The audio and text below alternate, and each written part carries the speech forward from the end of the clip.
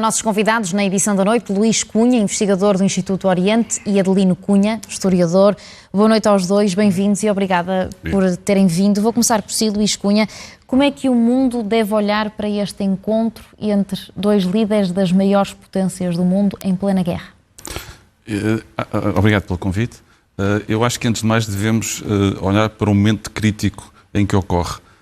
Ou seja, ocorre dias depois de uma vitória diplomática da China, estou a falar do acordo entre o Irão e a Arábia Saudita, e uma semana depois da China ter apresentado, enfim, em termos simplistas, um plano de paz, ou pelo menos algumas orientações para aquilo que poderá ser um plano de paz.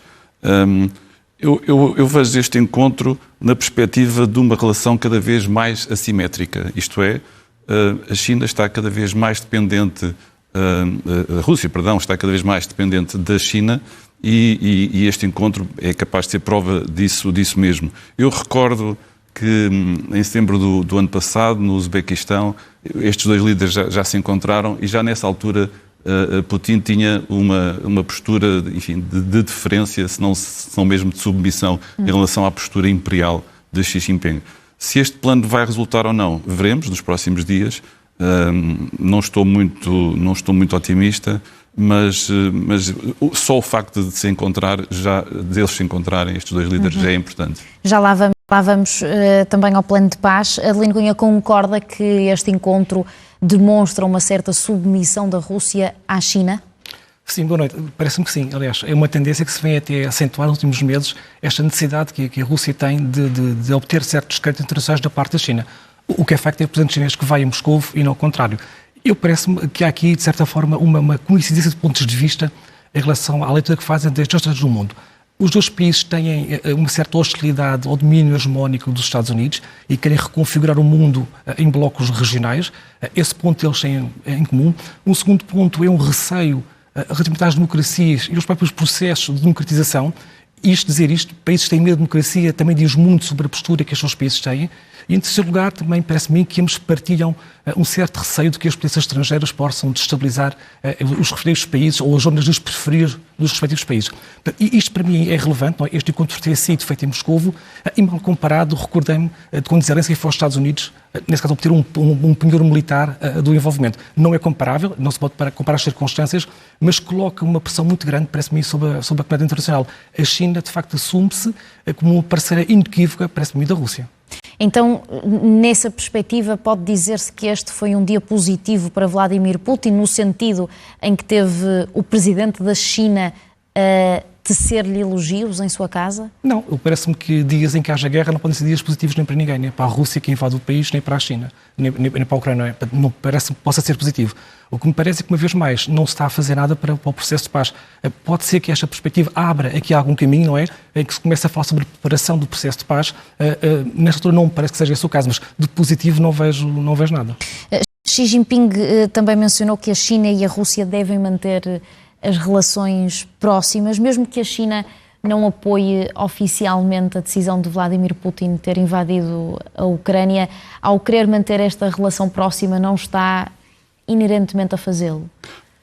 A China tem olhado para esta questão de uma maneira ambivalente. Eu gostava de recordar, em primeiro lugar, o comunicado que saiu do encontro de há um ano, e nesse comunicado falava-se em respeitar a soberania e a integridade territorial, em nenhum país validar a sua segurança ou zelar pela sua segurança, pondo em causa a segurança de outros países.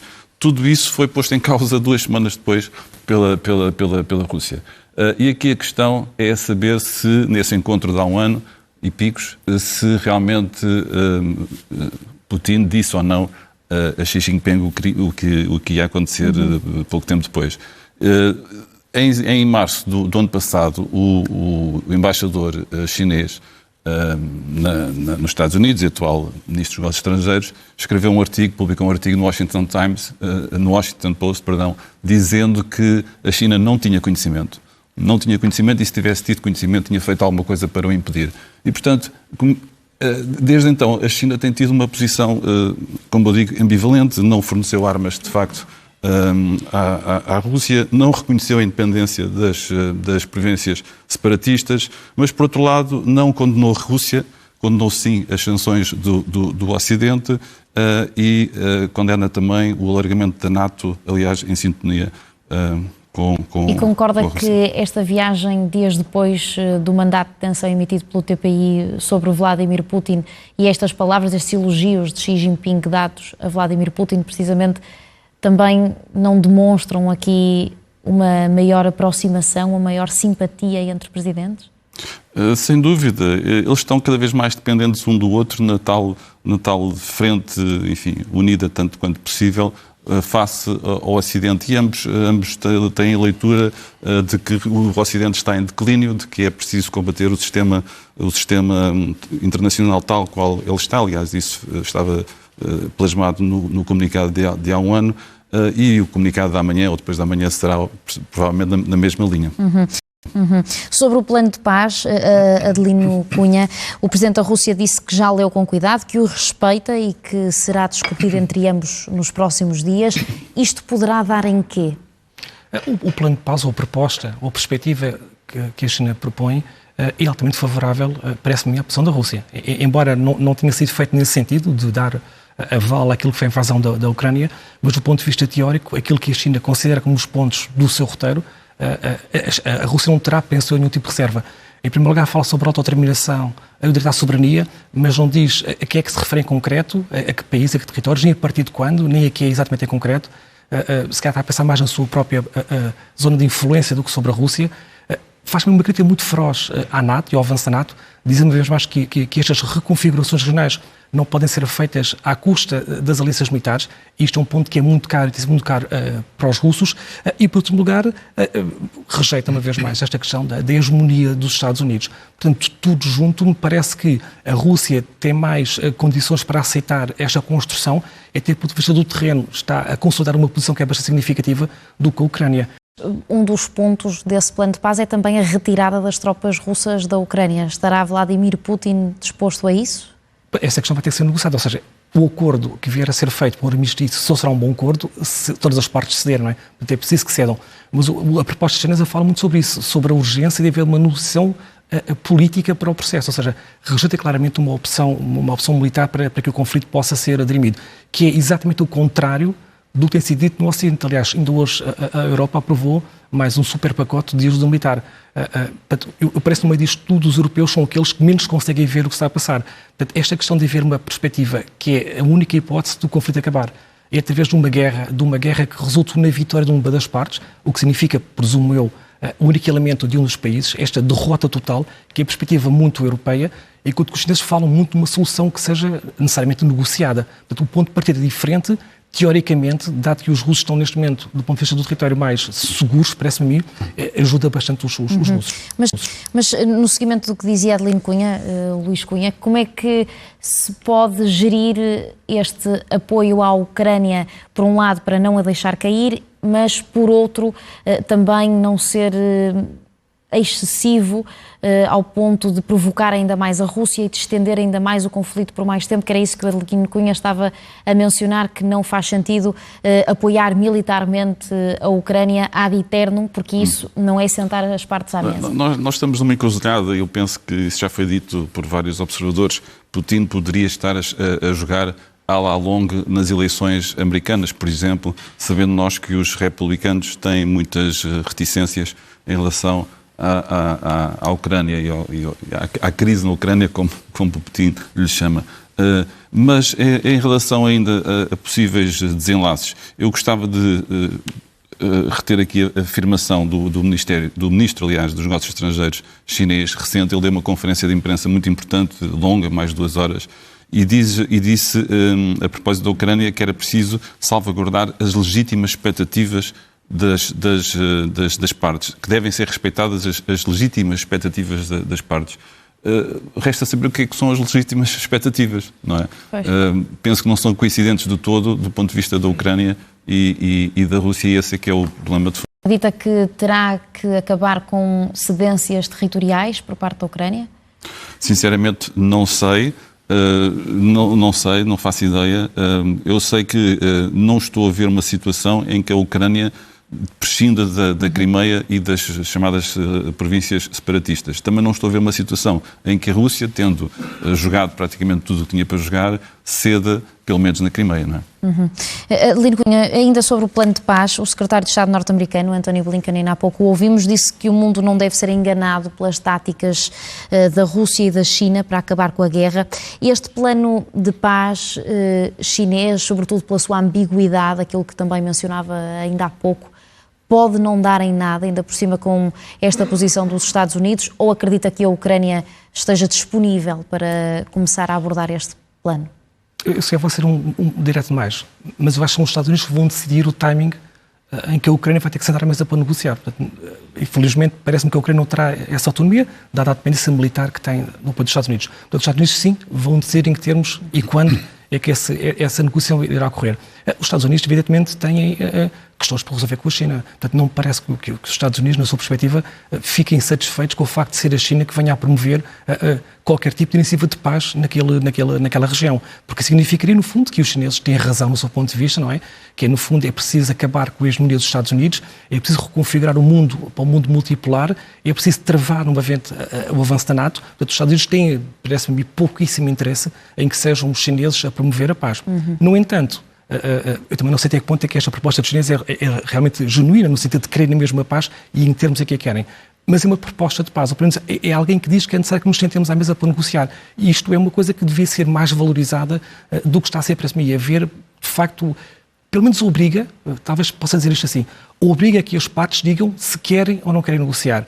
E em relação a isto, a Ucrânia, e isto parece-me também um ponto muito positivo, tem tido muita cautela na forma como reage a esta proposta chinesa. No primeiro momento, foi até muito positiva a reação de Zelensky, um pouco, talvez até, não quer dizer precipitada, mas um pouco, enfim, ao reboque dos acontecimentos, ao sem tempo para ponderar, mas a Ucrânia tem sido muito prudente. Portanto, esta prudência da Ucrânia, na forma como está a encarar a intervenção da China, parece-me que pode haver território para que nós possamos, no fundo, saber quem é que quer falar, de facto, sobre o processo de paz.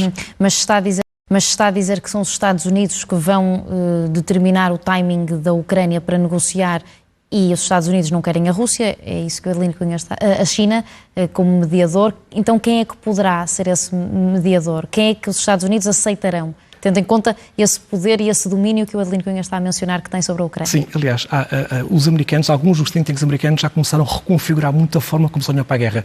Começaram a falar sobre a paz e sobre exatamente o que disse a Elba, que tipo de estruturas é que podem fazer esse tipo de negociação. E até propõem que se crie uma nova estrutura para negociar a paz e falam até numa intervenção militar no sentido de haver capacetes azuis, por exemplo, indianos, que possam segurar esse processo de paz. Ou seja, os americanos também, em algum momento, vão ter também que pensar qual é que é a forma com a qual eles querem lidar com a Ucrânia. Porque eu parece-me que os Estados Unidos não vão querer ter a Ucrânia nesta circunstância ad eterno. Aliás, o próprio mundo, de certa forma, está um pouco suspenso nisto. Eu parece-me que esta visita do presidente chinês a Moscou está a ser vista com uma certa leveza, porque tem uma importância, do ponto de vista político e diplomático, brutal. Brutal, ou seja, por um lado, porque dá a mão à Rússia, no momento em que a Rússia, de facto, estava fragilizada, embora não isolada, porque nunca esteve isolada. Isso foi uma ficção que se criou aqui no Ocidente, a Rússia nunca esteve isolada, mas o presidente chinês ir à Rússia tem uma importância realmente extraordinária, parece-me. E agora é preciso ver como é que os países vão reagir, e eu estou muito curioso para ver como é que a Ucrânia vai reagir e se há não aqui espaço para que se comece a discutir a paz. Luís Cunha, olhando para o mandato de detenção, de novo emitido pelo Tribunal Penal Internacional, Vladimir Putin visitou Mariupol recentemente. Acredita que terá sido uma provocação ou já estaria tudo planeado? É difícil de saber.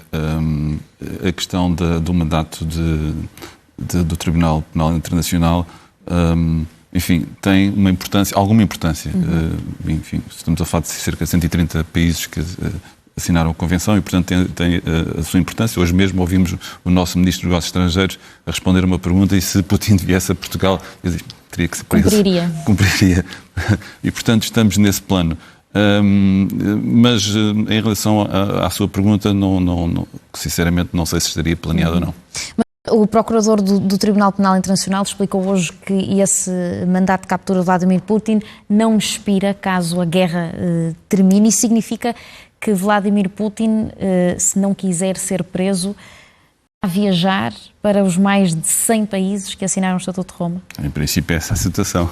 Em princípio, será essa a situação. Será, Adelino Cunha? Pode ir aos Estados Unidos. Exatamente. E para Nova Iorque, às Nações Unidas, não é? Não poderia ir à África do Sul, que é um país que tem feito exercícios militares conjuntos com a China e com a Rússia. Portanto, não pode ir a um país aliado que é a África do Sul, mas pode ir, por exemplo, aos Estados Unidos.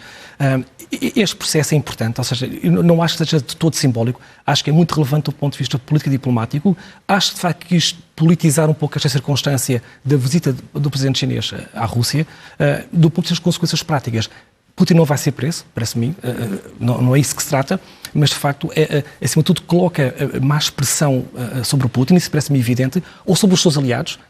Talvez isso possa condicionar. Agora, em termos práticos, daquilo que é o desenvolvimento da guerra e o processo de paz, não tem um impacto. Mas eu não desvalorizo toda esta decisão do TPI, acho que é muito relevante. Mas, por exemplo, isso que mencionava de que Vladimir Putin poderia viajar para os Estados Unidos, não sabemos se tem ou não essa intenção, claro, mas um país que não é assinante, mas que reconhece, não pode também ativar mecanismos para colaborar com esse mandato de detenção? Eu corremos aqui o risco de estar um pouco na ficção, ou seja, Putin não se vai deslocar a nenhum país tão depressa com o conflito como está. Aliás, podia ter ido, por exemplo, à China, e foi o presidente chinês que foi lá. Esta circunstância de ele se deslocar para ser detido, de haver este circo mediático, parece-me que não vai acontecer isso, não é? Mas, de facto, coloca aqui uma dificuldade.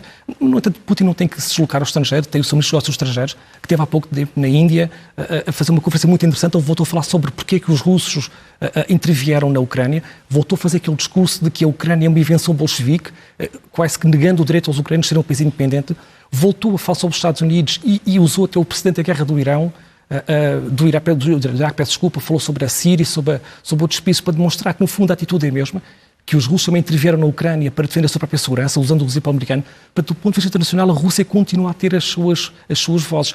O facto do TPI ter intervindo no processo, já estou assim, parece-me que é claramente uma politização do próprio processo, ou antes, do timing do anúncio da decisão. Adelino Cunha, Luís Cunha, muito obrigada por terem vindo à edição da noite.